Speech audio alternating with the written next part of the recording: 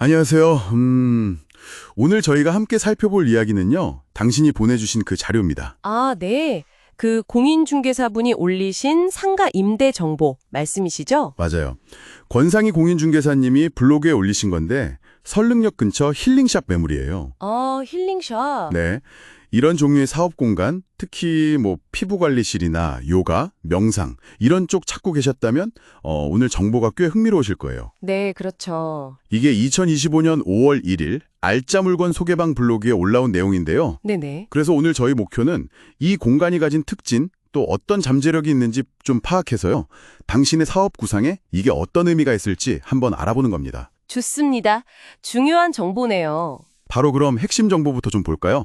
위치가 서울 강남구 대치동 896-50번지, K2타워 3층이네요. 아, K2타워. 네. 설릉역에서는 걸어서 한 5분? 그 정도 거리라고 하고요. 위치가 일단 강남, 그것도 대치동이잖아요. 네, 그렇죠. 이게 주는 어떤 상징성이 분명히 있죠. 특히 힐링이나 뷰티 이런 업종에는 뭐랄까 좀 긍정적인 이미지를 줄 수 있거든요.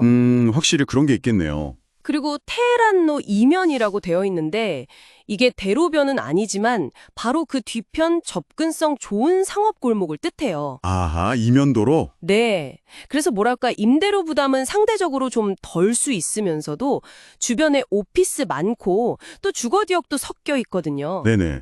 그러니까 유동 인구는 꽤 안정적으로 기대해 볼 수 있는 그런 위치라고 봐야죠. 아, 대로변은 아니지만 유동인구나 접근성은 확보했다. 이런 거군요. 그렇죠. 장점이 있죠.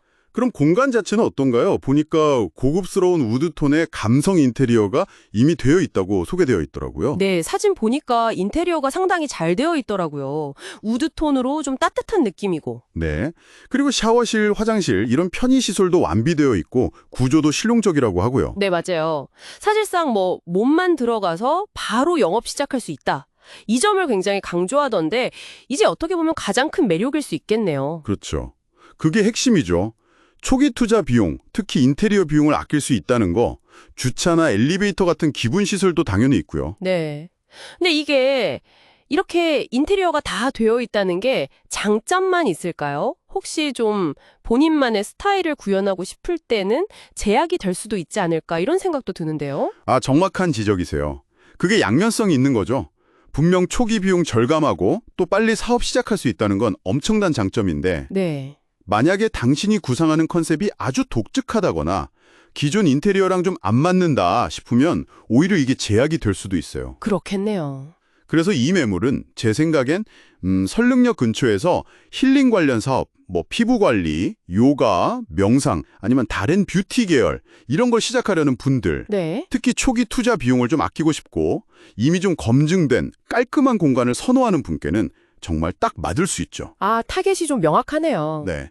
그리고 강남이라는 좋은 입지에서 좀 세련된 프라이빗 샵 이런 거 운영하고 싶은 분께도 충분히 매력적일 거고요. 결국 장단점을 잘 따져봐야 하는 거군요.